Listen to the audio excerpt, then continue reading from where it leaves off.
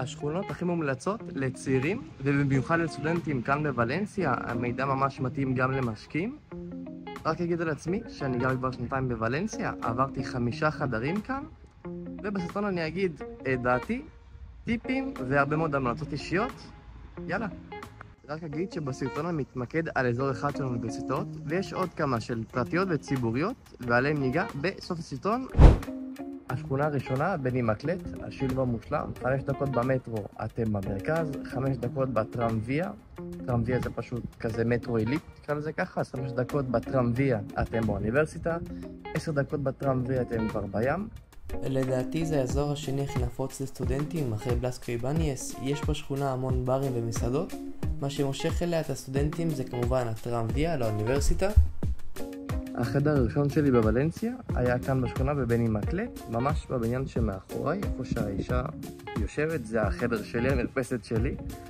היינו 8 שותפים בדירה, נהניתי ממש מכל רגע. אני בספטמבר עובר לגור בשכונה שוב, בעיקר בגלל מיקום יותר אטרקטיבי מאשר בלסקו איבניאס, שמוקף בשכונות רגילות, לעומת בני מקלט שמוקפת בשכונות מבוססות ובבניינים עם בריכות. מה גם שהחדר שמצאתי נמצא בחלק התחתון של בני מקלט, ככה שנהנה גם משכונה יותר טובה וגם מהטרמביה לאוניברסיטה. השכונה השנייה היא סמטת חרדי, השכונה מספר 1 לסטודנטים, במיוחד לספרדים. השכירות פה יחסית יותר זולה, השכונה ממש צמודה לאוניברסיטה, וכל מקומות הבילוי שלנו נמצאים כאן. הברים, המסעדות והמועדונים, זה הכל נמצא בשני אזורים. הסדרה בלסקו איבניאס זה פלאסה הונדורס, הגדול יותר זו הסדרה בלסקו איבניאס, שלרוב מתכוונים לקטע הספציפי שחוצה את סמטת חרדי, שזה החלק המקביל לפלאסה הונדורס. בלסקו איבניאס ופלאסה הונדורס זה אותו מטר על מטר. אם קבענו בבלסקו או בפלאסה הונדורס, מבחינתי קבענו באותו המקום. אני גרתי בבניין שמאחוריי, ברחוב קמפו אמור. היופי שהוא בצד הקרוב יותר לתחנת מטרו, שליד השכונה, וממש תוך 10 דקות אתם יכולים להגיע למרכז ולנסיה. אבל הקטע הוא שאם אתם צריכים להגיע למקום ספציפי במרכז, פתאום זה 10 דקות, זה כבר חצי שעה. זה באמת גם למה עברתי למרכז. ושתקבלו קצת תמונה לשכונה, לשותפים שהיו לי, אז אני אגיד שהיו 2 שותפים מבוליביה, עוד 2 מאיטליה ועוד 1 מאיראן.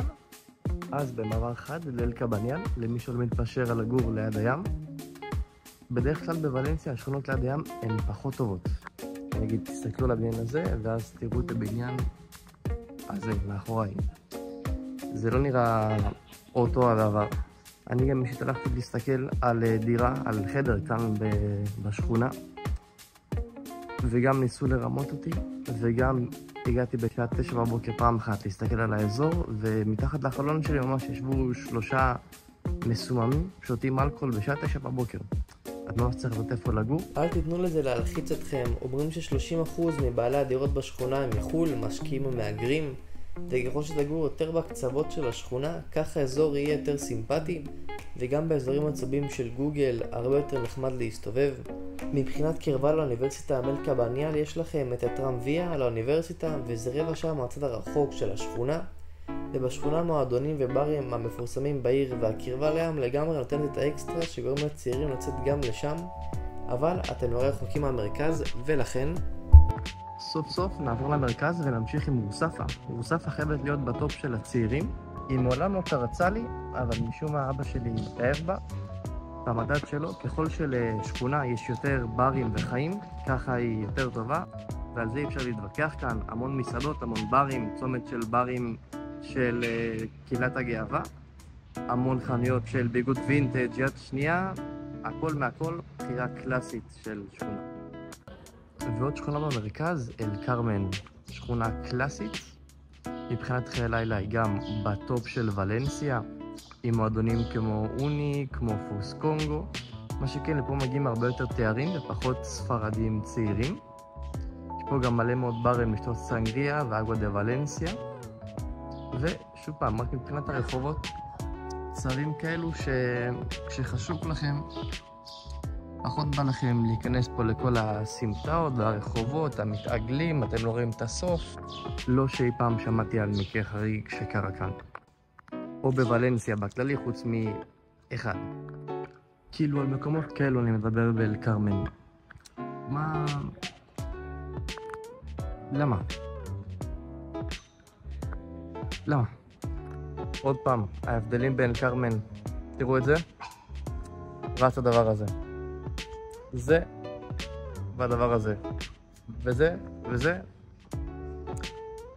מה? כאילו מה? מה זה? ואז זה. ואז זה. התחיל ואמר שאין שכונה יותר טובה ופחות טובה, בכל שכונה יש אזורים יותר טובים ופחות טובים, דעות יותר טובות ופחות טובות. בסופו של דבר זה לא משנה אם גם תגורו מחוץ לשכונה ולידה, זה אותו הדבר. מה שמשנה זה החיים שלכם כאן בספרד, בוולנסיה, ואני יכול לומר שאני התקרבתי לאוניברסיטה בשביל לגור ליד החברים שלי, וזה הכלל האישי שלי, תמיד תגורו ליד החברים שלכם. ואני אתחיל ללמוד באוניברסיטה, אז אני אעבור קרוב ליד האוניברסיטה. יש עוד אזורים לאוניברסיטאות בוולנסיה, כמו האזור של תחנת המטרו פקולטס, שאני עובר לגור שמה, למרות שאני הולך ללמוד בטארונג'רס. והאזור השלישי זה בוחשות, שבעצם לשם מגיעים עם טרמביה, זה לוקח 20-25 דקות. ואלה שלושת האזורים של האוניברסיטאות הציבוריות בוולנסיה, שזה האוניברסיטת דה ולנסיה והפוליטקניקה. הפוליטקניקה נמצאת אך ורק בטארונג'רס. חוץ מהן יש עוד אוניברסיטאות פרטיות שממוקמות בכל העיר בוולנסיה. הסטודנטים שלי יגורו או באזור ליד האוניברסיטה, או באזורים טובים במרכז. אצלי בדירה, במרכז, אז הייתה שותפה אחת שהיא למדה באוניברסיטה פרטית. בבניין מולי הכרתי חבורה של לא אמריקאים תכונים, שכל אחד מהם מוציא בין 15 ל-20 אלף שקל בחודש. זה לא אנחנו, זה המון. לחפש חדר או דירה בוולנסיה זה לא מדע גרעין. אם מוצאתם משהו שאתם אוהבים, פשוט קחו אותו. ובשביל למצוא, תחפשו באתרים כמו אידיאליסטה, אוני פלייסס, ספוטיום, האוסינג אניוור. רק קחו בחשבון שאידיאליסטה זה לא מפוקח, ולכן המינימום שלכם זה לעשות סיור בדירה, בין אם הסיור הוא פיזי או בין אם זה שיחת וידאו מהארץ. לעומת אתרים אחרים שאתם שם תשלמו עמלה וגם יהיה לכם סרטון והתחייבות שתקבלו את החדר. לגבי מחירי חדרים, אני פירטתי על זה בסרטון של כמה אני מוציא כל חודש, וכבר עברתי 6 חדרים בוולנסיה.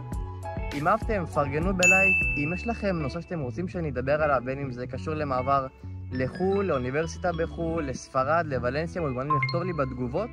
מקווה שעזרתי. צ'או.